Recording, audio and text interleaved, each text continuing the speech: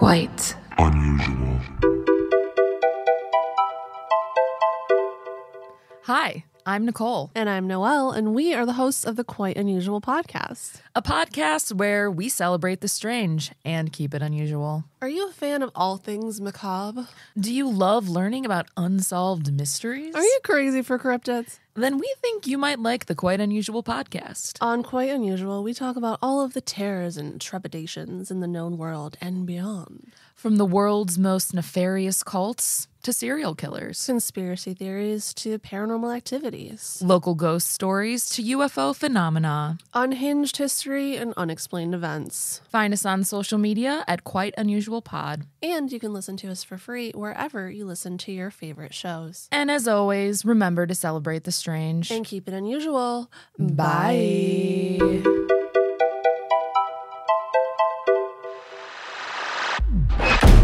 From Omaha, Nebraska, the capital city of the historic haunted heartland. My name is Brian Corey, and it is my pleasure to welcome you all, young and old, to this special episode of the world-famous Necronomicast. I know I start off every show by saying, special guest to this special episode, but tonight, I'm going to establish the Chicago to Omaha connection as I welcome Nicole and Noelle from the Quite Unusual podcast. They offer a mix of unsolved mysteries, terrors, and trepidations, all the while being crazy for cryptids. Nefarious cults, serial killers, conspiracy theories, ghost stories, it's all on the table. You might even learn an etiquette lesson on how to eat a hot dog as I welcome Nicole and Noelle from Quite Unusual. Wait, what did you have for dinner? My wife and I made salmon, Asian-inspired, like rice bowls. Sounds so nice. So good. They were great. It was delish. It's a favorite. It's a favorite in the Corey house. Well, Nicole had a leftover taco. Yeah. I had leftover tacos. Beef, And I chicken, had- pork, fish? Chicken. What? Chicken. Chicken tacos, yeah. Delish. It did look really Delicious. good, though. I opened it to see if I should throw it out for garbage day. Yeah, right. I'm so I looked at thankful it. that you did. No, I would never throw away your food. I was like, what did I get? It's in Okay, this container. I was like, oh, not mine. Stop. What? Okay, we're recording.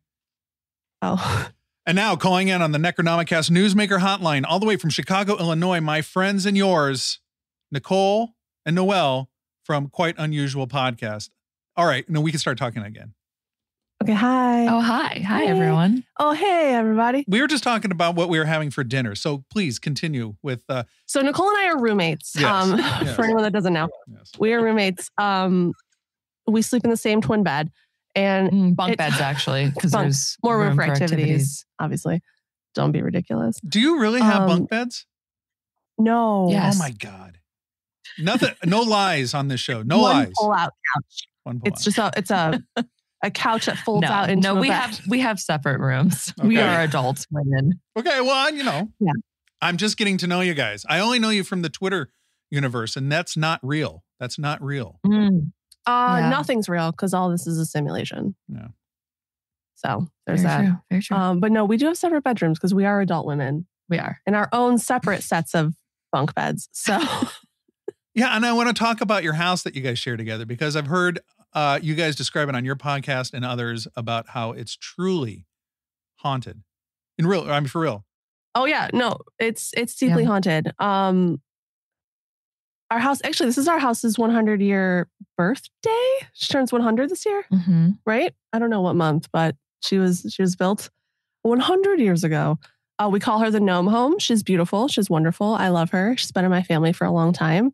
And she has, I would say, 3 ghosts. I've never seen any ghosts. I've just felt weird things, smelled weird things, heard weird things. I've never actually seen anything.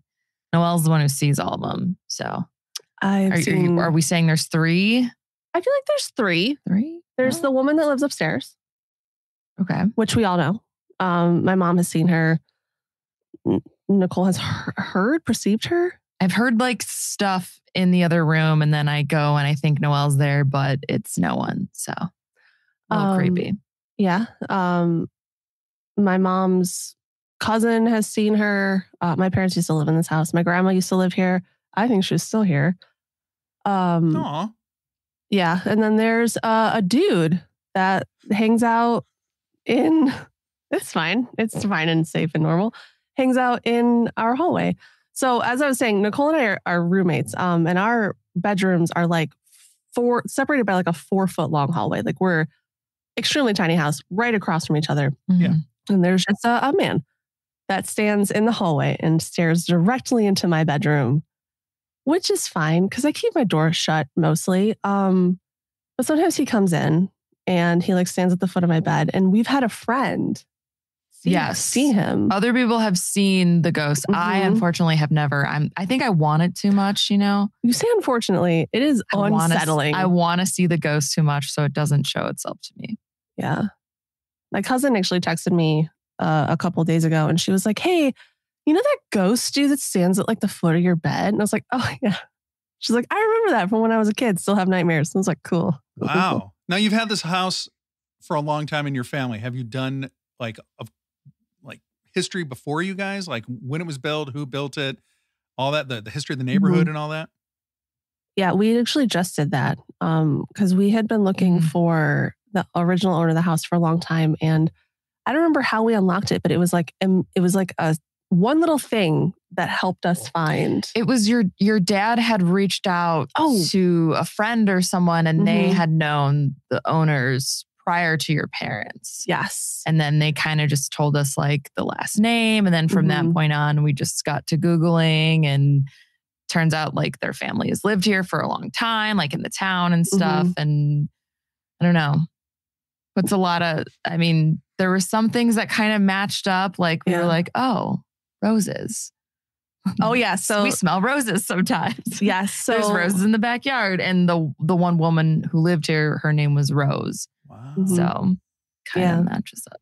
I love it. I'm so glad that you guys are on the show. I've been a fan of your podcast. I don't even remember how I stumbled across it. I'm trying to think because I don't know if I've just found you through paranormal circles. Yeah, there are some strange, weird, quite unusual paranormal circles. And so like you had some great groundbreaking episodes. Like I was like really hooked on your Bell Witch episode. Your Gulf Breeze UFO episodes was good. Triangle Shirtwaist Factory not too long ago. Riveting. Lobster Boy. You had like a 4 episode Heaven's Gate. That was great.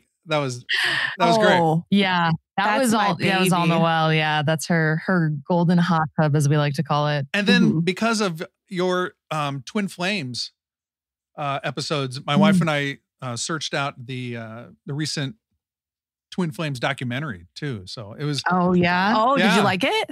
The documentary or your episode? I thought your episode was great. Documentary, boy, yeah, crazy. Like cults are very strange to me. Like just how we get wrapped up in them. But yeah, your analysis of them, and it's not just like you guys are. Your content is so well researched, and you guys have great delivery and the rapport between you two. But it's just so fun to listen to. It's like it's obviously you guys are friends, and not just like thrown together and like, oh, let's have a podcast together. Like, like you don't know each other. Like you listen to some shows and it's like, hey, two guys are trying to be a morning show, like a radio morning show. But you guys, so interesting to me. Like when people are like, hey, looking for a podcast host. What? That's like just as intimate as marriage. I mean, it sort of is. Yeah. But I mean, I think what's great about our show is that these are conversations that we were already having with each other. Yeah. There's just now more research thrown in. But yeah, I mean, we would sit on the couch and talk about Mothman. And then we were like, hey, why don't we make this a podcast? So, and we did. And then you get a sponsorship through Olive Garden, which is very envious. I love like your that social right there. That's the peak. We've peaked. That's when my mom started taking us seriously. She's like, oh my God, the Olive Garden? Do you get unlimited soup, salad, breadsticks? I'm like, just for us, Mom, just for us. Yeah, no one else in the nation gets that. That's so hip. Like I love like your social media posts when you like get something in the mail from them. I'm like, holy shit, they got like a blanket. They got shirts. They got Did anyone know that Olive Garden makes blankets? Because they did. We have Olive Garden socks. Yes. They sent us socks that are soup, salad, and breadstick themed. That's like, it's great. See, I thought I thought I was cool because I get free ties once in a while from primeneckwear.com. But you guys get all this swag. That's so cool. What website was that? Why? Thanks for asking. For all your Father's Day needs, primeneckwear.com. So, but you guys get all this cool swag from Olive Garden. So it's very envious. So, you've made it in the podcast world. Mm-hmm.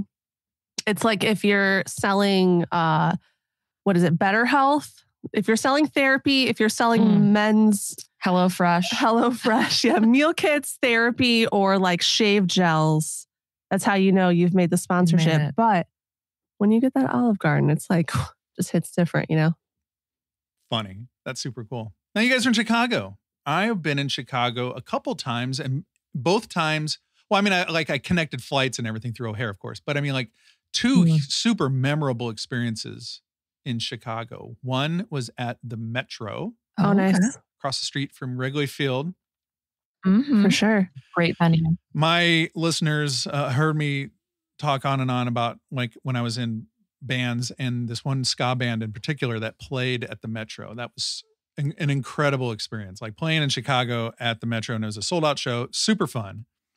And then another memorable time in Chicago, I flew out there with some friends just for a day trip.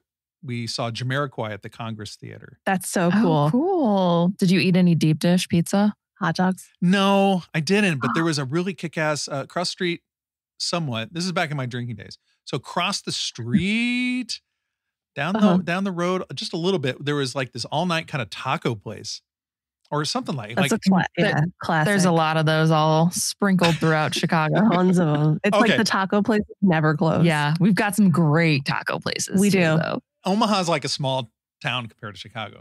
We're all proud that we're also, that we think we're growing up and everything, but like we're like the little kid brother or sister to Kansas City or Chicago. So it's like, oh yeah, that one taco place in Chicago? Yeah.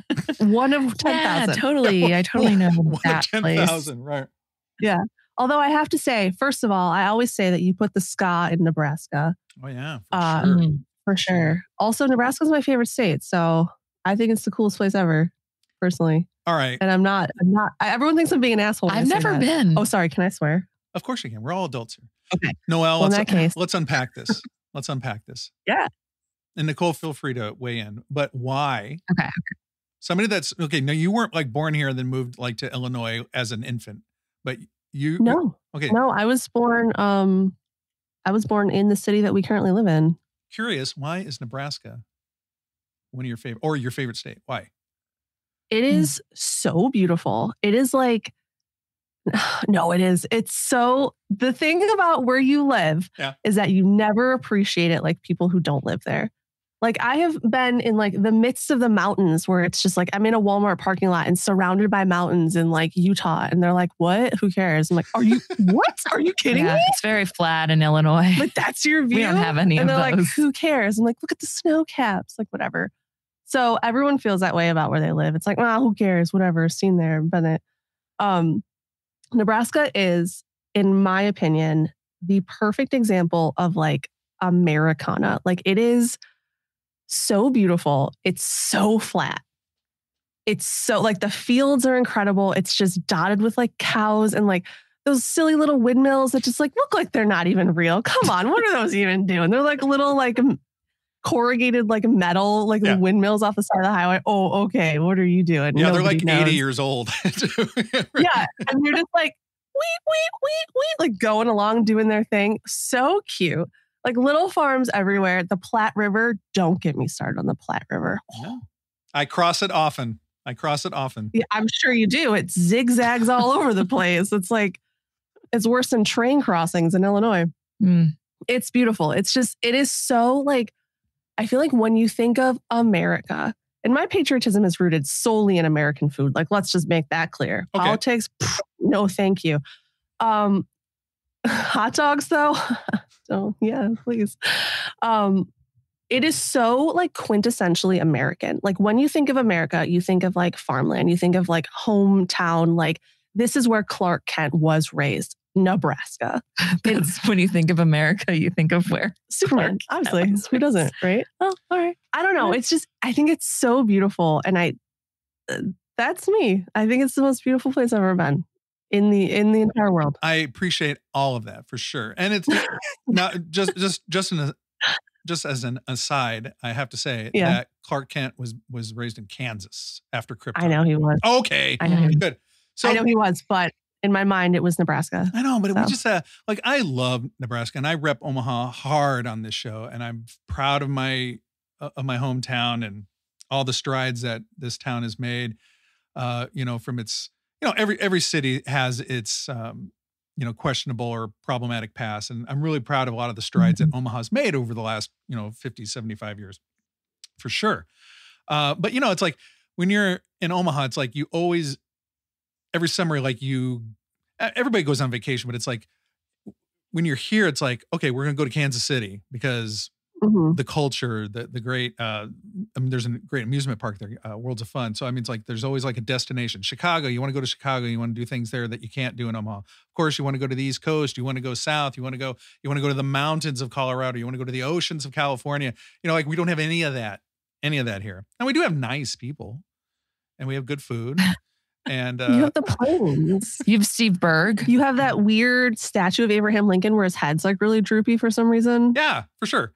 Yeah, you got that. And we do have Steve Berg, and I'm sure he's probably he's probably checking in and going thanks for the thanks guys for the name drop. He's saying something like that right now. Big fans. We're big fans. Bergie Berg.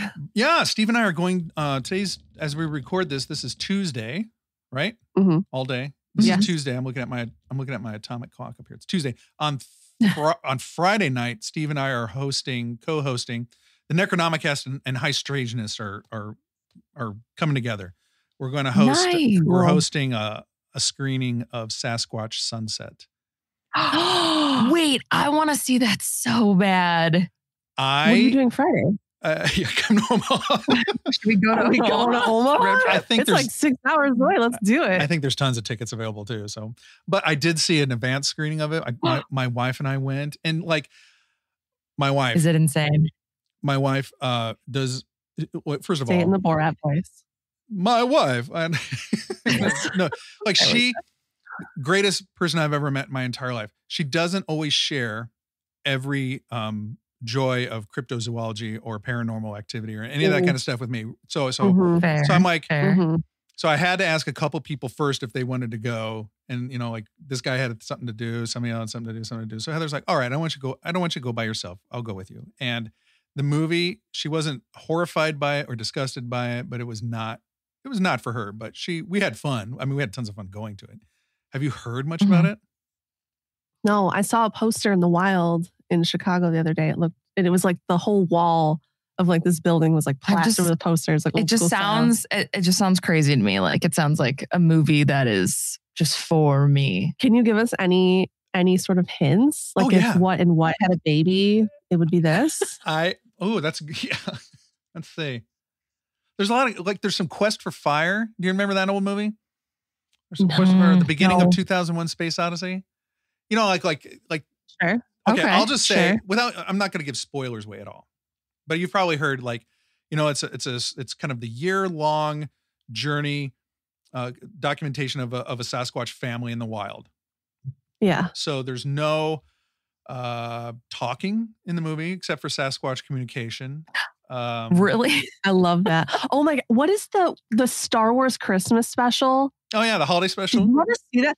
Yeah. That's what that's reminding me of. Where they don't speak or there's no subtitles, but they're just speaking Wookiee at each other and we're just supposed to infer what they're saying. Yeah. And it takes a little bit of time, but you get it. You get, it's like being immersed in if you go to a foreign country and you don't know the language, after a while, you start picking up on things, right? So you start picking up on some Sasquatch, but it follows them around. And if you ever had any curiosity about how Sasquatch would probably reproduce, or if you had any, or their culinary habits, or how bathroom habits, anything like that. I'll just say, if you've read spoiler-free reviews, it's all true. Everything you hear is true. Squatch cat. It's Squatch etiquette. Yeah. It's a movie for adults. I'll say that too. It's rated R. It's rated R, even though they don't swear in it. But it's great. But for other reasons, they do other things. Maybe they are swearing, but they're just swearing in Sasquatchese. They could be swearing up and down a blue streak for all we know. But yeah, it's great. And you guys had a great Bigfoot show too. Did I mention that earlier? Yeah. No, thank you. Yeah. So I know it's right up your alley, the whole cryptozoology. But also, I will say that these particular Sasquatch, these 4 that are in this movie, are rooted in they are not like mystical creatures. They are strictly like flesh and blood Sasquatch. So okay, no interdimensional beings, just actual straight animals on this one. Yeah, mammals. Nothing but mammals. Not in this particular installment. Not in this particular movie. Anyway, I cannot wait. I cannot wait for Steve to see it because, like, he's gonna have a ball. It's gonna be fun. So yeah, that's happening Friday. So it's like if the Patterson Gimlin film, and Meerkat Manor had a baby. Yeah, I can see that. Okay, he's not saying no. I'm not giving away too much, but it was for me, and it's like it's I think on Twitter I described it as wonderfully bizarre because it's bizarre. Yeah, there's some people there were like, "What the fuck," and then there's some people like sitting rows behind me that were just laughing nonstop through the whole thing. You know, they were just like, they were amazed at what was being depicted on screen in front of them that they paid money for. I mean, it's a movie going experience, you know. That's awesome. So like those are like our people, the people that laugh at the laughing people are definitely one of us. One of us. Yeah. So let's talk about you guys and like when you guys are putting together your shows, like what's your flow like? Like what do you I just imagine like you guys, since you live together, you probably have like, I don't know, like a whiteboard and you're writing down like, we should talk about this, we should talk about this, and we should watch this. Oh, no. You guys like have we're organized. We actually don't have a whiteboard, but now that you floated that idea, I think we need one. Wait, are we getting a whiteboard? We need a whiteboard. Yeah. Or something like that. I don't know. I mean, you don't seem like you'd be having like a spreadsheet and analyzing data. I've got a notes app in my iPhone, and then I like any weird shit or any story that I hear, I'll just throw it in there. We used to have a spreadsheet. We used to try to be organized, but we were both very recently diagnosed with ADHD. So that explains why we have never kept up with them. Yes. Yeah, for sure. So we're like, we're going to get organized this year. Yeah. We're going to do it. This is our year. You guys. Yeah. A lot of it honestly is just vibes. We're just like, hey, we heard of this one weird thing. Let's do an episode on it. And we used to do where we would take one topic and we would split it into 2, and Noelle would do some and then I would do some. But we just actually recently switched it. So now like each person, like a year? A year or so, each person takes a topic and then they report the story and then the other person kind of just reacts to it. So we've been doing it that way. And I kind of like that way better because it's like, it's a surprise. Every other week is a surprise for me. Yeah. And I get like, what do we got next? Yeah. And it allows a lot of freedom of movement. Like there's been many times where I've started a script on something. And then again, the aforementioned ADHD takes hold. And then it's 4 a.m.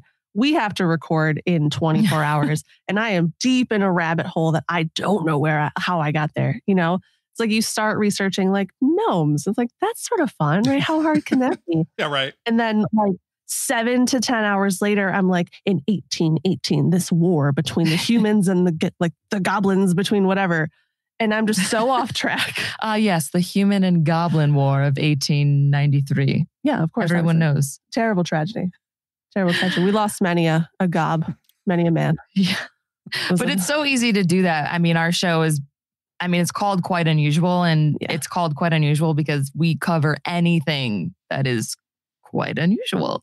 So, it could be anywhere from weird history to, I don't know, the Hodag cryptid. Yeah. Like there's nothing is off the table. And so obviously when you're researching stuff like that, the rabbit holes go deep.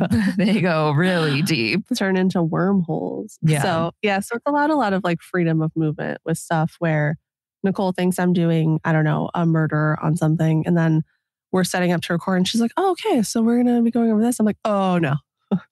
So sorry. We're doing the history of tarot this week. And she's like, oh, okay, never mind. Yeah. Just kidding. Right. So it's a lot of fun. We just kind of like randomly come up with things that are strange and unusual. I have this like, when I'm preparing for my shows, like I don't want to say I over prepare, but like I have this like anxiety sometimes too, because like I'll almost like, you know, that line in like Dark Knight when the Joker's like, Heath Ledger's like, well, like he's like the dog that chases the car doesn't know what he's going to do when he gets it.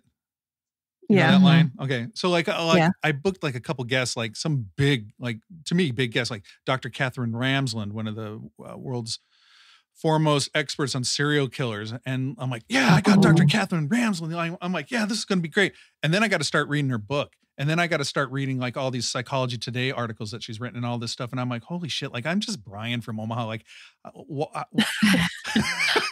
you know what I mean? Like going down rabbit wormholes. It's like, oh my God, I'm talking like, you know, a Pulitzer Prize, like Deborah Blum. And I'm not like humble bragging or anything like that, but like just the preparation of putting together a show. Sometimes like, I don't know if I'm putting the cart before the horse or what I'm doing. But it's like this undue pressure that I put on myself to put out a show that I hope people listen to, that I put out there pretty much for free. You know what I mean? So. Right. Yeah. That's the thing about podcasts is that this is all free. And no one knows that. And that's what I like about your, like, there's obvious passion with what you guys are putting together. I mean, there's passion between you guys as friends. There's passion that you guys are putting together, like things that are important to you and putting it out there with all this hard work and everything with great results. But yeah, it's this kind of curse of being like optimistically creative is. Yeah. Right. It's a real thing. Yeah. Well, I mean, like you said, you go into this thinking like, oh, how hard can it be? Like, I love talking to people. I love, interviewing, whatever, right? It's like, this is going to be so easy. And then suddenly you're, again, 8 to 10 hours deep into research. You're taking notes on like, you've got like 14 pages. Terms, 45 tabs open on your computer. You're like, this is fine. I'm not nervous. Because you want to do it right and you want to make sure you have everything. But you're like, this could, I mean, if we had the time and the bandwidth, we both have actual like jobs too. So this is just like a side project for us. Like if we could dedicate all of the time in the world to this, we would. We would be insufferable. Yeah. We'd have like 5-parters on everything. Oh yeah. Would you guys believe it? Now these topics and everything are super, I mean, you're very passionate about them. Like, so obviously from a young age, it's not something I can tell that you just picked up recently. Like these are things. And this kind of content has like really resonated with you for a long time. So have you guys always been quite unusual, like from childhood? Yeah. We were we were the weird girls. We were the weird girls for sure. We talk about that all the time. We're like, we were like the weird girls where everyone would be talking about something. We'd be like, hey, do you guys like Mothman? And then everyone would be like, what? And be like, no, okay. And then like just do that like the Homer Simpsons where he goes like back into the bushes. Right. Yeah. Yeah. Like you throw something out there to see if anyone bites, to see if anyone else is as weird as you. And then no one is. And then you just hide back. But now we have the internet. Yeah. So we have so many weird friends. Yeah. Like, can you imagine before the internet how it was to like be like a weird person? Like to just like make like weird comparisons. Like, oh yeah, actually... Yeah, exactly. I'm quite a bit older than you. I think like you never ask a woman her age, but like generally, you guys are in general age. We're early 40s. Are you really? We're early 30s. I was gonna say we like to tell people we're older than we are because we look terrific. It makes us seem smarter. For 57, you look great. I need to know Thank you. Not a day over 45. All right. No, we're 33. All right. Well, I'm late 40. So when you say, before the internet, so like, this is... I mean, we'll remember before the internet. Right. I'm just like finding, like, I used to have to go to downtown Omaha in the old market district, which is kind of a bohemian, kind of artsy, countercultural kind of area. But there was this weird bookstore. And so, my parents were a lot older my dad was 70 when I was born. Oh. And right. And so my mom was So he remembers the Goblin War. Oh yeah, he probably fought in it. Yeah, He lost a lot of countrymen in the Goblin War. But like my parents would drop me off, they'd take me downtown with my friend, and like they'd take me to this weird countercultural bookstore called the Antiquarium, where we would look for books on, ghosts and monsters. And then there'd be all these guys playing, like these older guys playing chess, arguing about, Stalin and Lenin and Marxism and all this stuff. And, and it'd be in the middle of July and they'd be baked out of their mind and asking us, 14-year-old guys if we wanted coffee. And then we go down to this punk rock record store and these guys would be smoking dope down there and spinning, asking us if we want to buy the next Coltrane record, just like there's all these weird influences. So but it was like the Antiquarium was like this weird chat room before there were chat rooms, so. Yeah, that sounds awesome. Like a gateway to like paranormal almost. And I got to bond with Steve about that because I'm a couple years old. I'm like 3 years older than him, but he had about the same upbringings. Like when you were kind of a punk rock, artsy song and dance guy in Omaha, you'd go down to the Antiquarium and meet the weirdos in town, all the countercultural people, and talk about, ghosts and conspiracy theories and monsters and UFOs and how the government's lying to us and all this stuff. And we all believe that still, right? I mean, we all just did our taxes and there's no way that that's on the up and up. Yeah. Let's be real. Yeah. Yeah. So you've always been also a weird girl, strange and unusual. I have been a weird girl, but my parents were always like, oh, that's great. Brian's reading a book, and of course, like, it was always like strange, books. And my mom was the satanic curses. Well, not like that, but like I remember like taking like paper route money and going to garage sales and buying like Stephen King books, or I read The Exorcist and Jaws at like 9, 10, 11. So good. So I was sitting there reading paperbacks and I'm like, oh, Brian really has a love of reading. Boy, this is wonderful. And I don't know if you've read The Exorcist, but I would not recommend that. No, I haven't actually. No. I'm going to put it on my list though. Me too. Sponsored by Goodreads. Yeah. No. So yeah, I grew up with like, what's that TV show? In Search Of, and then I discovered Art Bell, like late high school, early college. I started listening to it then, and being a musician, being out late at night, we'd hit all the late night, like coffee houses and places and start talking about weird stuff, and then listen to Art Bell, and then the sun would come up, and then I'm like, oh my God, it's time to go to sleep. And so if you hear at the end of my show, I always say, it's time to get some sleep, because we would inevitably have these weird conversations at all hours of the night about kinds of crazy things that you don't talk about when the sun's up. It's always when the sun goes down and under a full moon. Those are the best conversations. Yeah. Like when you look at your watch, you're like, oh, it's only midnight. Like we'll stay up, like we'll pop another bottle, whatever, right? Yeah. And then all of a sudden the sun is actually coming up. You're like, 5 I have o'clock. work in 1 hour. The birds are chirping and you're like, where did the time go? What day is it? Yeah, my wife. Time's not linear, so. We were talking about when we used to pull all-nighters and stuff and drink beer till 3 or 4 in the morning. And then, and then like 7 o'clock, just give me a quick shower and a cup of coffee. Let's go. Mm-hmm. Yeah, you're fine. Like literally fine. Can't do it anymore though. No, we're all very old. We need our 8 hours. We need our melatonin to even go to sleep. Yeah. If the temperature isn't right, I need my sound machine, maybe a little sprinkle of lavender on my pillow. Oh yeah. You got to get the face. It's like a whole. There's a process to go to sleep now. The thing about being old is that before you used to stay up and like not sleep, right? And like that was fine. You could just like kick it for like 48 hours straight. Yeah. And now it is it's a 3-hour process to go to sleep, and then you just hope for the best. It's like take the wheel, and even then you're Sandman. Could still be 3 a.m. before I get to bed. Yeah, not on purpose this time though. For sure. Yeah, it's a trip. You guys have animals in your house? We have so many. Animals. Yeah, I have a Chihuahua Pomeranian mix, and a cat, and a snake. And then Noelle has 2 cats. So we have a full house. And we have a ghost cat. Yeah, we've got a ghost cat too. Oh, wow. We hear him jumping from the attic. Does the ghost cat, all the time. Is the ghost cat one of your former living cats? Or, hey, what's up?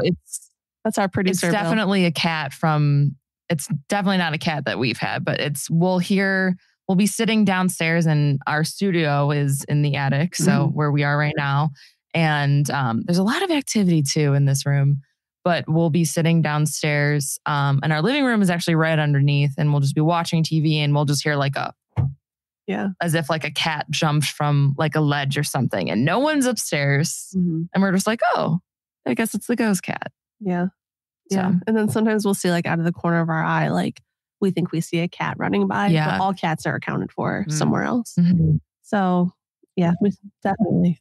We have 2 Cocker Spaniels, and like last night we had a big thunderstorm kind of go through Omaha, and we had to, if we wanted to get any sleep, we had to give our dogs, and they get tormented by the thunder, but we gave them some of their 4th of July medicine last night. Oh, I think we might have your storm right now. We had some thunder a little earlier.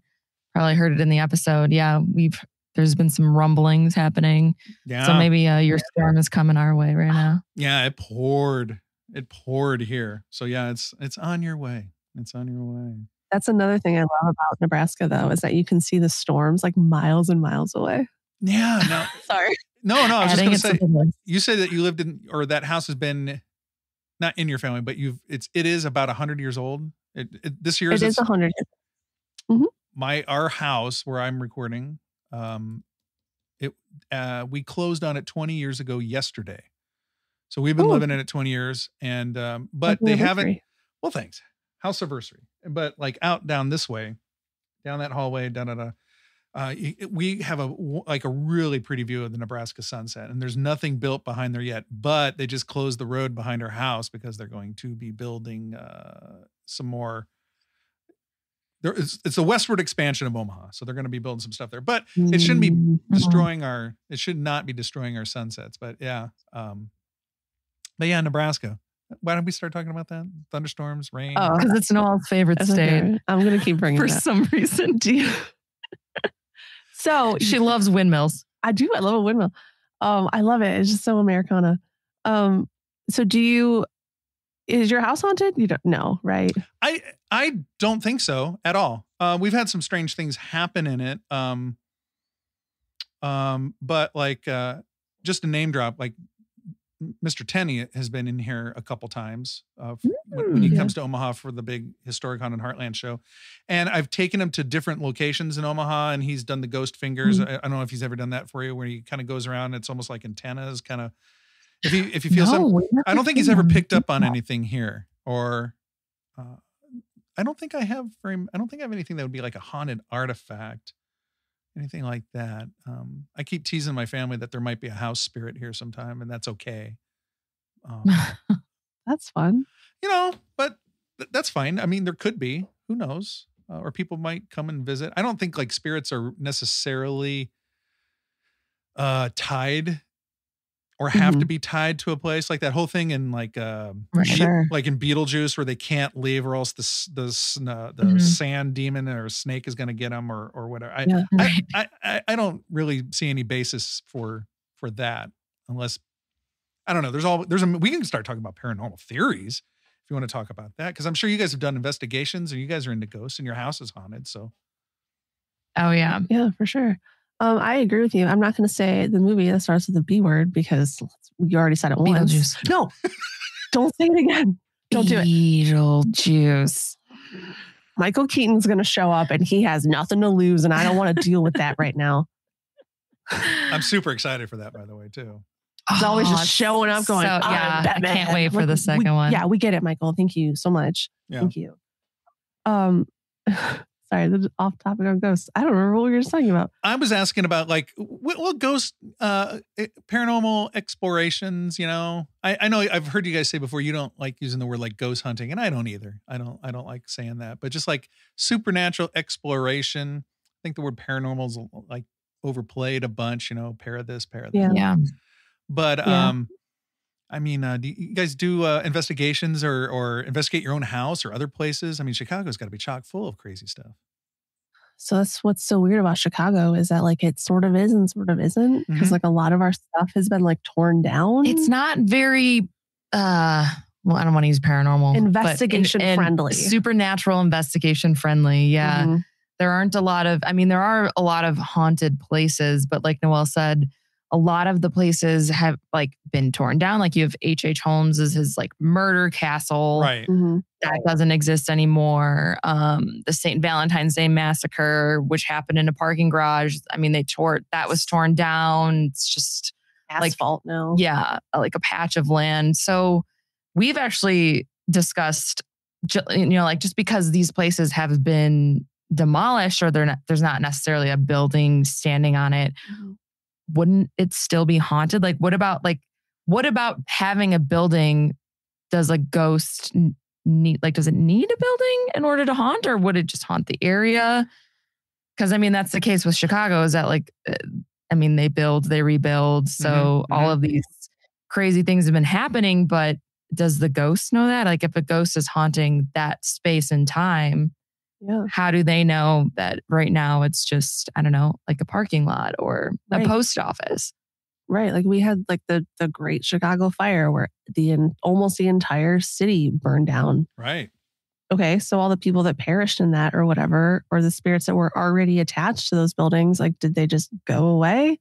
Maybe they did. Maybe they floated off and because like their attachment is no longer there, or maybe they weren't attached to anything at all. I don't know. That's what I love about like the paranormal and like all this high strangeness stuff is that no one has answers. No one is an expert, even though they claim to be.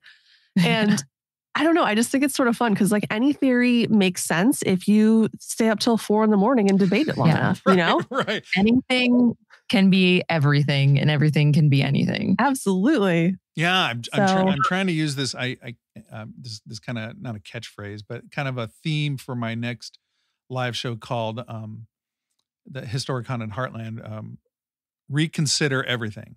So that's kind of the theme of the year. And I'm kind of working mentally through that throughout this year before we present it in October. But like, reconsider everything. Like when I was a little kid, ghost, it's a dead person that's come back to haunt the living. Okay. Oh, no doubt. Yeah. But then like you start listening to, all kinds of people, all kinds of investigators, and all the ones too nowadays that have all these great theories. And it's like, let's kind of reconsider what a ghost might be or what it might not be. And I am not of the mind to tell anybody that they're wrong, unless they're just going to come right out and just say it's a demon. Then I'm like, okay, that's a daemon. A daemon. It's kind of a juvenile, it's right. Right. Absolutely. What do you think it is though? Like if you had to, and no one's going to hold anyone to this, what do you like if you had to say, this is what you feel a spirit, a ghost, whatever a specter is, what do you think that possibly is? I was thinking about this the other day. Like there's got to be all different kinds. There's got to be a different kind of ghost for every person that's ever lived. So that's kind of, I don't mean that to be a cop out, but like, are there some kind of ghosts that are just like stone tape theory, like residual recordings that are imprinted in the environment? Sure. Are there some ghosts that are like sadness or unrequited love or an unfulfilled life or something like that? Sure. Are there crisis apparitions that come just to visit those who they hold dear at the moment that they pass away? Sure. I'll tell you like one of my favorite like local ghost stories here in Omaha. And if you come, we should go sometime. Yeah. But there's this place, and I'm doing these series of lectures at the Omaha Public Libraries this summer. I'm doing one at each of the libraries, and they're kind of aimed at teens and young adults. And I'm going to talk about like local places and just kind of like give younger kids like the kind of talk that I would want to hear if I was younger. You know what I mean? A little bit of fright, but a lot of fun too. But there's a steakhouse here in Omaha called Brother Sebastian's, and you can look it up online. And there's a lot of stories about it, and people write about it. But there was a gentleman and his wife who, as they got older, ate at Brother Sebastian's steakhouse, and it's called Brother Sebastian's because it's got like this Spanish mission vibe. Like they wear monk outfits, the waiters and wait staff. It's very romantic. It's very dark. Mood lighting, and it's like a library. They have like old books and everything. It's just it's in a lovely way, not like a creepy way, but it's just very dark. Cool. It's very dark and intimate. It'd be a great place to go on a date with somebody, or and the food's fantastic. Anyway, so this older gentleman and his wife. They would eat there often, all the time, because as they got older, they didn't cook big meals. It was just them, and they had money. They retired, planned well, so they just ate out a lot. And then she passed away, and then he continued to eat there because he wasn't much of a cook, and just and it was kind of like the beginning to the movie Up, just very sad. It was a place that him and his wife, it's a place that he can connect with memories and the sweetness of his relationship with his wife, and think back when they had wonderful meals and conversations and held hands together and shared wine, and then he started like developing a form of cancer. And either the treatments or the terror of the disease made his nose kind of rot away. So he was very self-conscious about his looks, and he was a very old man. So he would sit at the bar, away from people, just kind of by himself. The staff felt very sorry for him. And toward the end, they would even like puree part of his meals, like cook custom meals for him that weren't on the menu and just charge him whatever because he had been eating there forever. And then he finally passed away. And he was a gentleman that wore like an ascot and a tweed jacket. Then every once in a while, after he passed away, they would see, well, who's that? I thought I saw somebody in a tweed jacket over there. Or they would smell his cologne, or like a menu would get thrown, or a glass of water would get knocked off the shelf or something. Just like little things like, I'm here. I'm here. Right. Don't forget about me. So, people are like, well, it's haunted. It's haunted by his ghost or something. And I'm like, well, no, maybe the guy can go anywhere he can now. And he chooses once in a while to visit this restaurant that was so beautiful and had such great memories that him and his wife or his spirit or maybe it's an imprint, but so that's why I don't think like he's trapped there. I don't think that at all. No. I think it was just a special place, and maybe every other Thursday night he goes there just to check the place out and say hi. And if it means knocking over a glass of water or something, just to let people know, hey, Bill's still here, or you know what I mean? Right. For sure. I mean, who amongst us hasn't knocked over a glass of water at a restaurant? Right. So for sure. And maybe that was his routine. Maybe every Tuesday night he went to the steakhouse, and he did it when he was alive. So why not do it when he's dead? I mean, people love routines, so he's still doing it. Yeah. And so like, I know we're scared of things that we can't understand or things that are unknown. And, but I think like it's way, way more scary for me to go in knee-deep ocean water than to be any kind of alleged haunted house, for sure. You know what I mean? I'm way more scared of like the woods and the ocean than I ever am. And I'm not like a big like paranormal tough guy, but I mean like if I had to pick something more scary, I would say like, oh yeah, definitely the ocean, the woods. Oh my God. Right. We were just talking about this. Things that can actually kill you. That's not for us. Okay. It's not for us. There are horrors down there beyond human comprehension. Something% of it hasn't even been discovered yet. Yeah. That's pretty scary. Eldritch horrors. That's the ocean. Yeah. That's not in space. That's not in lore. Yeah. It's not for us. Please, people, stay close to the shore. It's so scary. Yeah. And I mean, hauntings have when you think haunting, it's like everyone always thinks negative. Like there's such a negative connotation that comes with when you say something's haunted. Yeah. But if you think about it, it's just people, like just humans. It's just people who were once alive and now they're dead, but they're still people. Yeah. Just a dude going to a steakhouse because he loves the steakhouse. Yeah. There doesn't have to be anything evil about it. And 90% of the time there isn't anything evil about it. And then the other percent of the time it's diamonds. Right. We always say there's a difference between being a paranormal investigator and being a paranormal instigator. So when you're a paranormal instigator, you go in and you definitely have like, I don't know, a tight black V-neck on and like giant biceps or something. Who knows? Yeah. And you go in and you're like, come at me, ghosts. Like, how did you die in here? And you're just like getting like aggressive with them. And you're like, 10 million people died here. Well, what about like, I don't know, the people that lived here and the people that had good memories here or like whatever. So like, are you choosing to investigate and like try to find out like the story, the history, the actual like place that used to be here when it was open or vibrant or whatever, or who this man was that was sitting at the bar and all his good memories? Or are you just doing the negative like, how did you die? Like, Trying to piss him off. yeah, like being like aggressive. And Mhm. I don't know. That's why I kind of like, I like that instigate versus investigate. It's like, which one do you want to be? I love that. I might have to steal that sometime. But that's a great line. Investigate instead Patent of pending. instigate. Yeah.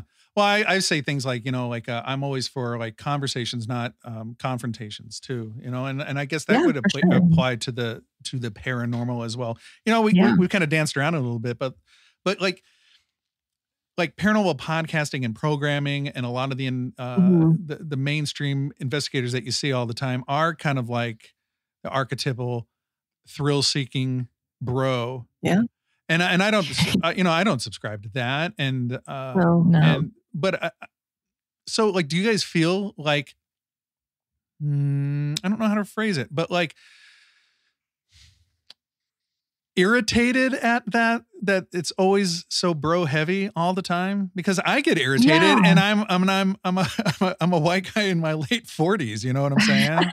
You know what I mean? I'm like, would you guys grow up and turn your ball cap around and let's be serious about this for a second. I imagine like it gets beyond irritating for women and that are interested in this for sure. Yeah. Right. I think that there's been for a long time ghosts are for boys, and it's like the horror aspect of it. Like, oh, you have to be tough to investigate the paranormal or whatever.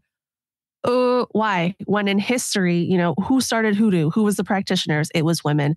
The spiritualism movement started by women. Like all of this stuff. And I'm not saying like it's for the girls, but I'm saying that it's a space for all of us because why not? And it has been it's pretty dominated by. It's very dominated by. I'm going to say men, honestly, especially like white men. Yeah. And it's like you don't have, just because you can put gel in your hair doesn't mean that, you know how to work an EMF meter. I mean, just because you can scream the loudest doesn't mean that the ghosts are going to respond to you more. Yeah. No. I mean, I think definitely, and this has been an issue with the paranormal just world in general, is that it is very dominated by straight white men. And I mean, we've talked about it before, but I mean, if you're investigating a space with ghosts who are, let's say, women or any sort of marginalized community, right? You would think that, or like even in the South, right? People of color, children. of color.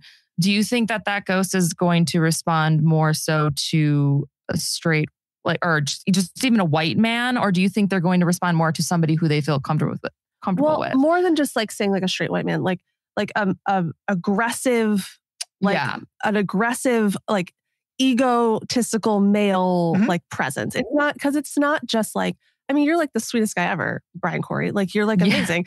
So we're not hating on men. We just want to see the space open. It's like that aggression for other that people. Like that machismo that comes in, and it's like, you're going to give me answers right now.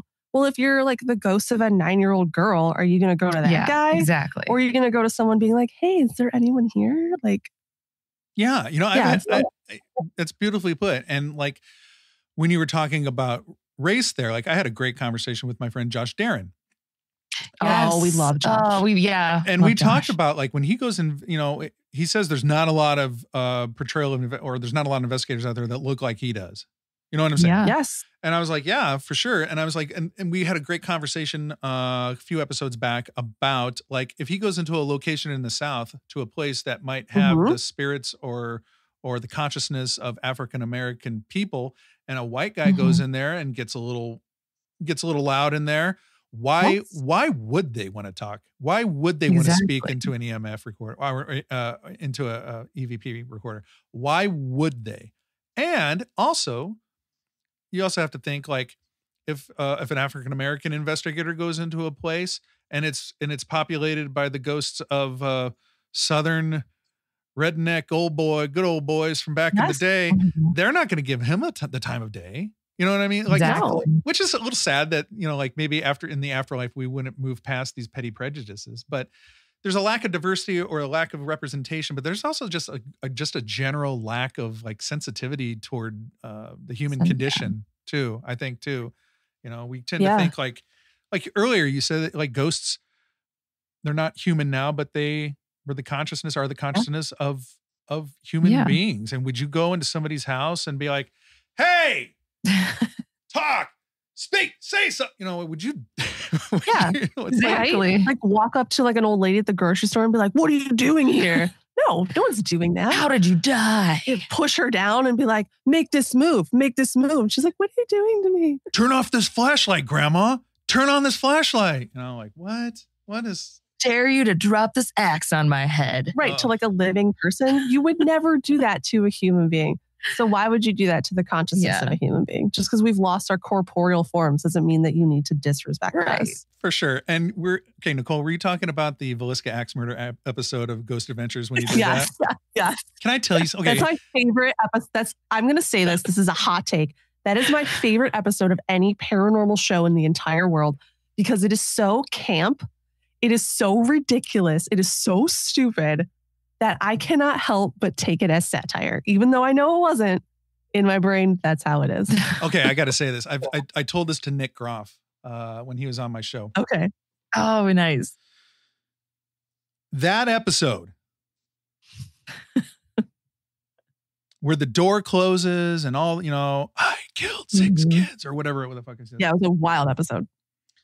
That episode, that weekend, the weekend they taped that, I had that place booked. No. Darwin Lynn, God rest his soul, called me and said, hey, because I just, you know, like I had paid my deposit, you know, months in advance or whatever. So he's like, well, I'm going to have to move you. We got a television show, a big show coming in, and we're going to have to move you. But they're going to pay the rest of your deposit or the rest of your fee because of the inconvenience of moving you. And I'm like, okay, well, that's cool. So then I found out later that it was Ghost Adventures. Oh, no. And then I watched the episode and I'm like, son of a bitch, that door shutting and like the EVP, whether if it's fake or real, I don't know. But I was like, that was my weekend. That was my weekend.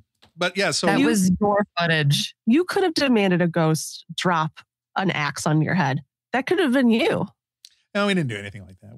We hung out and it's super funny. My friend Doug, who used to be a co-host on the show back in the day, we were up in the children's room and we recorded this whole conversation of us talking about, we went through, I'm a Friday the 13th movie expert. Same. Expert. Oh, you're an expert? I'm an expert. Nicole's a horror movie buff. That's my favorite franchise for sure. Oh yeah, without a doubt, mine too. But I was clarifying him. He's like, oh yeah, what's the one with this guy? What's it? And so like we recorded this whole like 45-minute conversation in the children's bedroom of me like setting him straight on like which murders happened here and which stars are in this one. So, but yeah, but the weekend that Ghost Adventures episode was recorded was my weekend, and I was bumped for Zach Bagans. So, wow, that's crazy. It is crazy. You got bagged by the bag. I know. Bumped by Bagans. Bumped by bag. So yeah, but they paid for my weekend though. They paid for it, you know, for the inconvenience. Did you ever go back? Did you ever get a chance to go back? Oh yeah. I've been there. I spent the night there a few times, and Johnny Hauser is a friend of mine, and I even took my kids through there, and Johnny let me show my family around. He's like, oh, I got some things to do. You can just go walk around the barn, or you can go walk around the house. And yeah, I've been there a bunch of times. It's only like it's less than 90 minutes from my house. So that's fine. Yeah. Next time you go, if you try to communicate with spirits, can you be like, so what do you think about bacon? Kind of sucks, right? Well, like, then what's the bag? You guys did a Sally House episode, right? We did. Yeah. Okay. Yes. Well, yeah. Like when we took the tour of the Sally House, when I went and stayed the night with my friends at the Sally House, nothing really happened. Heard some growling. One of my friends got really drunk. Some methamphetamine heads came knocking on the door that night. That was fun. Oh, wow. That was really cool. Real horrors. The tour guide was like, yeah, well, you know, Zach Bagans got thrown in the basement, but he was so embarrassed from being attacked by the ghost that he forbid them from showing the footage. And I was like, wait, the guy was picked up and thrown by a supernatural force and they didn't put it on TV. I was like, get the fuck out of here. I was like, get out of here. Right. Is that why he claimed that there was probably mold in the basement so he couldn't go down? He was possessed. Okay. That was the beginning of I think it was before he started claiming mold. Having those. Yeah. God, the stories I've heard, I don't know if half of them are true, but what an Oh, who knows? What a nut. Who knows? What a nut. But yeah, anyways, that's the demographic that thinks that they own ghosts, which is really weird because what a weird, that's just a weird crossover to me.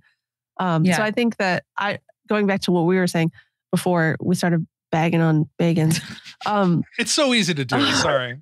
It's literally it's the easiest thing ever. If it was an Olympic sport, we'd all have gold medals. That's for sure. Yeah. I just think that it's really exciting to see like the way that like the weirdo space, this realm of the paranormal, whatever, is sort of changing like with the times. Like we have, I mean, great shows that there's gay ghost hunters, there's people of color, there's women, there's all of this happening. There's different approaches of like being sweet and whispering and like, can you make this light up instead of, can you make this axe fall on my face? Yeah. Like, it's just like the way that like the landscape is changing is so beautiful. And I love it. We went investigating at, where was that? The depot. The Amboy Railroad Depot. Old railroad, yeah. Yeah. And we were talking to this really, really mean spirit. We were doing the Estes method like all night long. Mm-hmm. And there were 4 of us and we were all kind of switching off. And this guy kept coming through and he was like really, really aggressive. And he like told us his name and he was like bullying Nicole. And stuff. He was like super into like, I don't know. Just hating on women. Hating me. And and then we get to calling me out specifically. And we get to this point and I have it on video and I can send it to you if you want. Where Nicole's under and like, the Estes method, obviously. For sure. Everyone's listening, I'm sure knows you have headphones on, noise canceling, you can't see anything, you're just listening to like radio waves. Yeah. And so I'm asking the spirit, I'm like, how many people are there? And it names our friend Bill, our friend Lauren. It's called Nicole, like Snake Woman or something, which like he'd been because I have a snake tattoo calling her all night long. Ooh, that's and then cool. he goes, yeah, cool. Thank you. And then he goes, and a lesbian. And I was like, come on, man. Like calling me out. Like, okay, sir. So sorry about that. So like, I hate crying by a ghost. So I think that that's hilarious. And I have it on video. And I was like, oh, okay, thanks. And then he's like, gotta go. I was like, okay, cool. It was so weird. I was like, how many people are here? And he's like, Billy, Lauren, Snake Girl, and a lesbian. I was like, oh, okay, cool, whatever. I have a name, sir. I have a fucking name. The lesbian. Yeah. So, well, I mean, if we were like, we could have like a comic book called Snake Girl and the Lesbian, and we could be superheroes. Can I shoot lasers out of my eyes that make people gay? Yeah. And then you like have like a snake sidekick that we ride, just, like the never ending story, like dragon. Yeah. Sure. Yeah. I just watched the never ending story. It holds up. By the way, sidebar on that. I've been reading a lot of Sasquatch stuff, like preparing for this Nebraska Sasquatch thing. But then I got sidetracked going down this whole O.J. Simpson death and rabbit hole and revisiting the trial and everything. Did you guys ever do that one on your show? Did you guys ever talk about the O.J. Simpson? No, we never done not, it. No. I think maybe now that he's dead, well, we can. Maybe. Yeah. It felt kind of weird to do with it. Yeah. Like a too soon moment. Yeah, for sure. Yeah. I would like to talk a lot about Caleb Kalin, though. So the more I can do a Cato Kalin voice, the happier I'll be. Yeah. I watched all that trial live and everything when it was going on. And Cato, he came out with a really real heartfelt kind of reaction to it. And I thought it was like a good like postscript to all of it. Like Cato, the kind of the butt of jokes for a long time. And he just came out with a real nice like, so he, that person died today, and let's remember his family, his innocent children, the victim. It was just he did it with like a real sincere, heartfelt kind of way. Well, I love everything that we were talking about representation in the field. Like here in Omaha, like if you guys ever journey down here, I'll have to introduce you to my friend Jamie, and she is like my go-to. She's like the paranormal ambassador here in Omaha. And I think she was on Steve's show and she's been on my show. She's a tour guide here in Omaha. She has her own tour company. She has her own store called the Benson Boutique. And she's a paranormal lecturer and historian and all things weird. And she does so many great things here. But she's like if I'm doing something and we have a real cool 6-month project coming up that I'm going to announce soon. But like when something comes up, paranormal wise, like I always bounce ideas off of her just because she's like super thoughtful and she's super smart and she's got a lot of detail and so like the whole thrill seeking, and maybe it's just because I'm an older guy, maybe that's where I'm at in my life now, but I'm like the whole thrill seeking part of the paranormal about getting scared.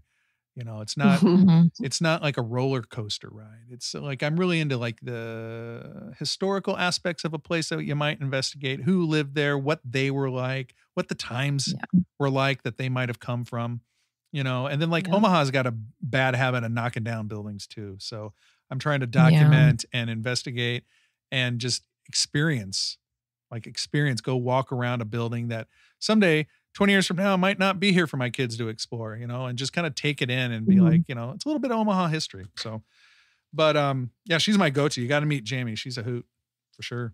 We got to. Yeah. Well, we have to make our way out there because we would like to visit you and also Steve Berg and eat a runza. For sure. That's on the list of things Number to do. one. You guys talked to Steve about runzas, didn't you? Right. That's right. Yes, we did. We right. did. I got to eat that sandwich, man. If there's one thing I got to get, it's a runza. It's hilarious. I'll have to show you guys, or I'll post a picture of it. The minor league baseball thing, like, you have the Chicago Cubs there, right? Mm-hmm. So in Iowa, there's the Iowa Cubs, which it's the minor league team of Chicago. Well, we have Omaha has the minor league team of the Kansas City Royals, but they're called the Omaha Storm Chasers. And for a couple games every year, Runza sponsors the team, and they're called the Omaha Runzas.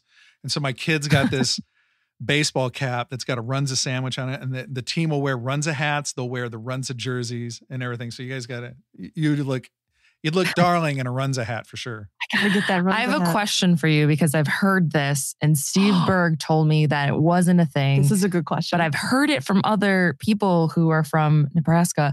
Do you guys eat cinnamon rolls with chili on it? Is that a thing? Yeah. What? Okay, his face was shocked and horror. Steve Berg was like, "No, we don't really do that." Do you do it? See, or look, are you and I'll lying say this about it? right now, and I'd say this to Steve's face. Steve, you lived out in California for way too long. I can't believe that you would say that that's not a thing here, because chili and cinnamon rolls, as I live and breathe, as God himself put that combination together. Father, Son, Holy Spirit, chili and cinnamon roll. Amen. It's so weird sounding to me. Is it really a thing? Yes, it's a thing. I want to get so bad. Chili? Yes, chili. Like, you can go to Runza. I don't eat fast food anymore. I used to weigh like 70 pounds heavier than I am now. So I don't eat fast food. But I would make an exception, like, to take friends and go. I don't think they serve it during the summer, but during the winter, oh my God, yeah. Like, they'd serve it in our elementary school. Like, you would get the school bowl of chili and then a cinnamon roll on the side. Oh, it's I want it delicious. so bad. Yes. I put cinnamon in my chili, so this makes perfect sense to me. And to hell with anybody that says it's not a thing. That's the official. You heard it, Berg. You heard it on the Necronomicast. I heard it was a thing. I brought it up to Berg, and he was like, "Eh." This is the kind of thing that could ruin friendships by denying simple truths. This is the new Goblin War of 2024. LA has gone to his head. Oh, he got all these big city Jasper inspirations and dreams, and the big city Jasper. And kale and vegan foods. Oh, him and his sushi and his what's that? Shoes with no socks and capri pants and whatever. I don't know. Sorry, Steve. You know I like it. Classic capri pants. Never seen him not wearing capri pants. There's one thing they say about Steve Capri Pants Berg. That's right. It's that he doesn't believe in cinnamon rolls and chili. That saddens me. I hadn't heard that he said. Did he say that, or is this other people that you've heard it from? No, I asked him specifically because I know other people who live in Nebraska, Omaha, Nebraska, and like that's a thing. And I was like, that's so weird. So I asked him about it, and he was like, no, it's not. He didn't confirm that it was. So I was like, but he was very like, it's not really a thing. Yeah, he was like, eh. So, like, but I heard. Telling tall tales over here. Sweet Jesus, really. It's delish. If you haven't had it, I certainly would recommend it to all my listeners, whether you like vegan chili, chili with meat, chicken with pork, chicken with beef. Wait a minute, what am I saying? Chili, not chili. Wait, what? No, like whatever your kind of chili is. Oh, sure. Whatever kind of chili. Whatever kind of chili. If you like it with pork or beef or vegan Whatever kind of chili, it's fine. Pair it with a nice cinnamon roll. Do you put the frosting on it too? Oh no, you eat them like you only have a bowl of chili, then eat cinnamon roll. You don't mix them together. Oh, I'm picturing it like a topping situation. Oh, that's what I thought it was too. Oh, yeah. Okay. Okay. So Tempting, but no. Oh, you can dip it in there. That'd be fine. I usually just, have a couple bites of chili, then pick up the cinnamon roll and go to town. It's great. Okay. So it's like a cigar and a crepe. Like they're separate. You know what I mean? That's like how. A Blintz and a bong and a blend. That's how I enjoy it. Okay. Perfect. That sounds delicious. It's delicious. It's great. I love like a regional food, where like when you're outside of that region, people are like, what is Superman ice cream? That's not real. Or like, whatever, like no one does that, whatever. Yeah. I love it. Or, oh my gosh, do you ever go like when you're like on vacation somewhere and they're like, this is an authentic runza or whatever, but probably not because I've never heard of a runza. And you're just like, this is trash food and you made it so wrong. And how did you mess up something so good? Yeah, for sure. I love that. I love like debauched regional food outside of the region. It's got to be my favorite thing. Like Chicago style pizza, right? Outside of Chicago is you mean like egregious. a specific dish? Yeah, from one place that they try to recreate in another place. Yeah, it's my favorite thing of all time. And they don't do it right. Yeah, they're like, this is authentic Chicago style pizza. You're like, that's a Ritz cracker with ketchup on it. What are you talking about? That's hilarious. Yeah, I'm sure the country has butchered Chicago style pizza, or Chicago dog or I mean, how do you mess up a hot dog? They're all perfect. Every dog is perfect. You can mess them up. You can definitely mess them up. I never had a hot dog I didn't like. Okay, hot dog how about a hot dog with just ketchup on it? Are you down with that?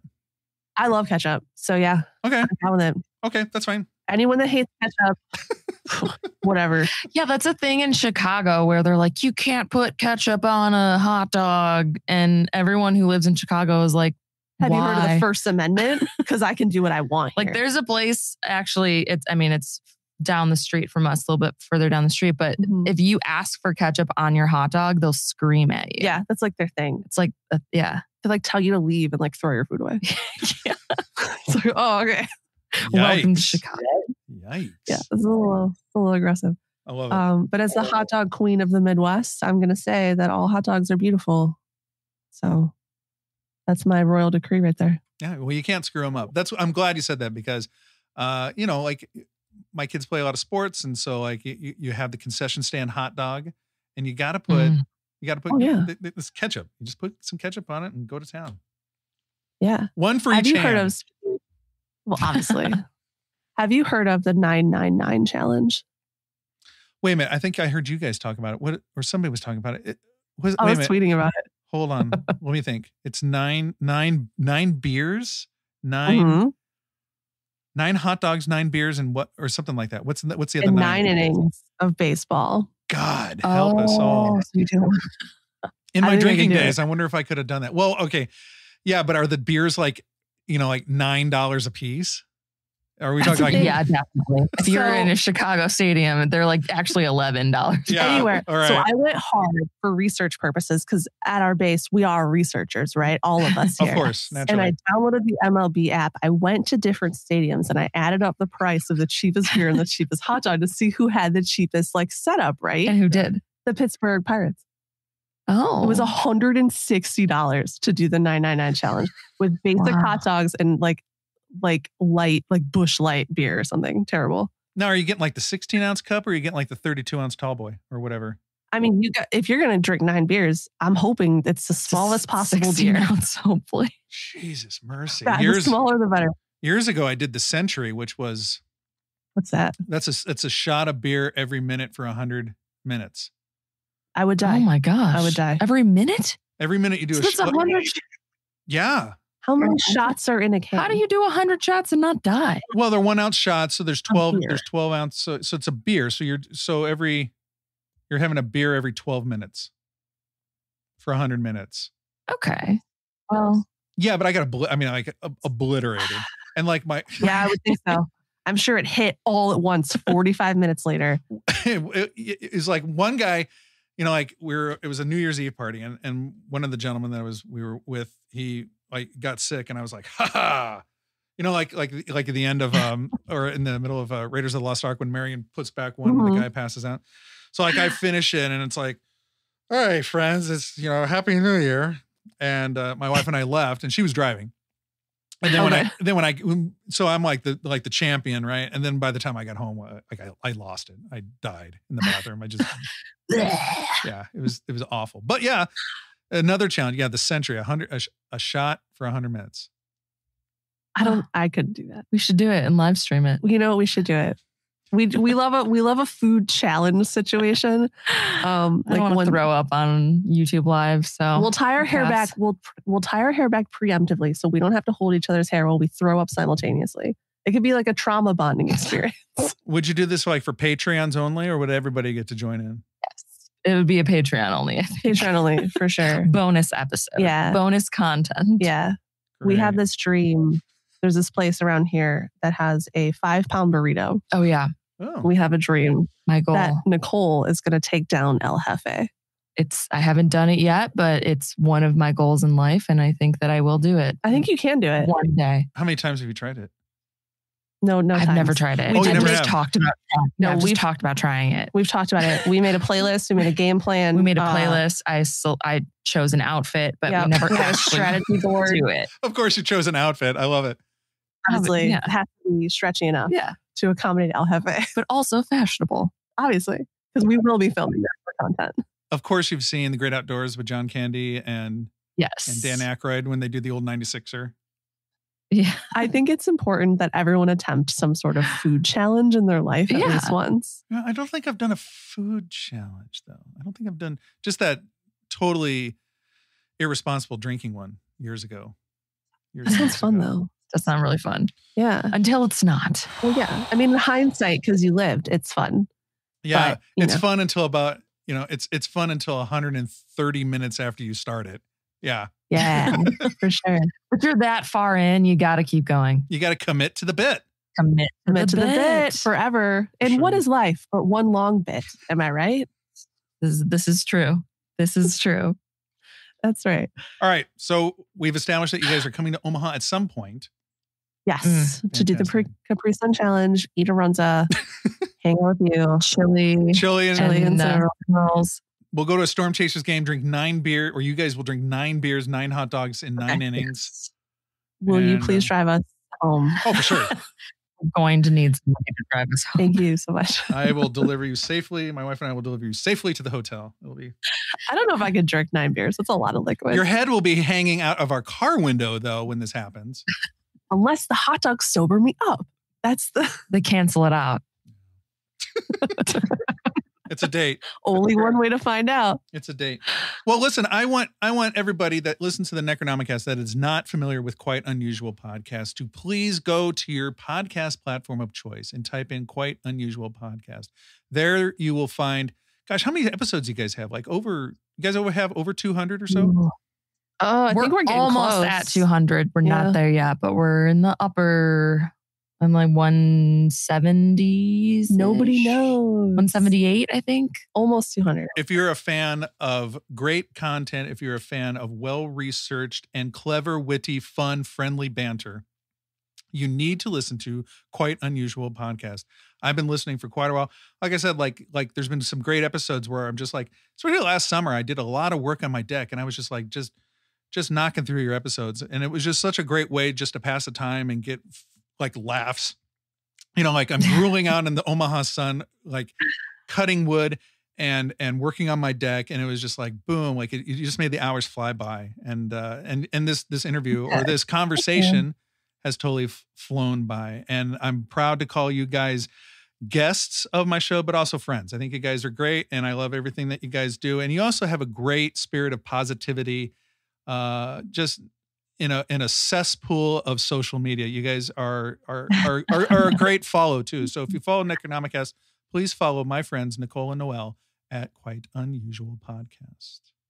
Thanks. Right? Yes. Yeah. Quite Unusual Pod on every single platform. Also, if you just scream into the sky, we will probably hear you. We'll show up at your door. Yeah, for sure. I mean, we heard you when you were building that deck. I feel like the three of us built that deck together. We built your deck. We built that deck with you. Yeah. It was a beautiful bonding experience for all of us. For sure. Yeah. Like 4 episodes of Jonestown Massacre. No, it wasn't the Jonestown one. It was, Something light, it was Heaven's light. Gate. It was Heaven's Gate. Oh, sure. The other light one, for sure. Of course. You know, that whole Applewhite guy. Funky Fresh, for sure. Well, thank you so much for having us. This was so much fun. You're amazing. We'll be in Omaha on Friday. So to go to the Yeah, we will see you there. and we'll BYOCS. Bring your own Capri Sun. We got Capri Suns for the gang. So locked and loaded. Like podcast gold.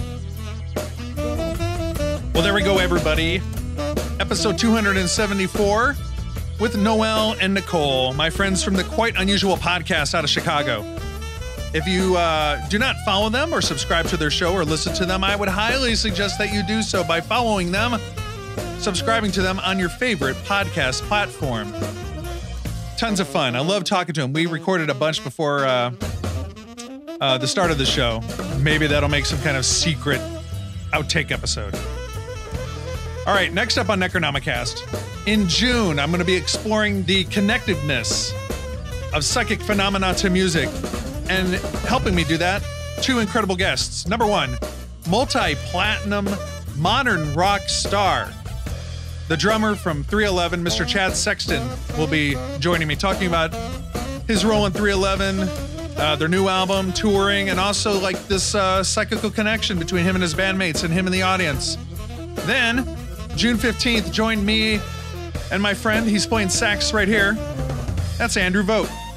Andrew Vogt will be joining me, talking about his new album and the paranormal adventures he's had in life.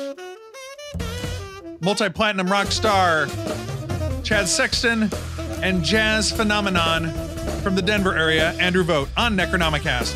So, enjoy your life, enjoy your night. Hope you enjoyed this episode. I love you all.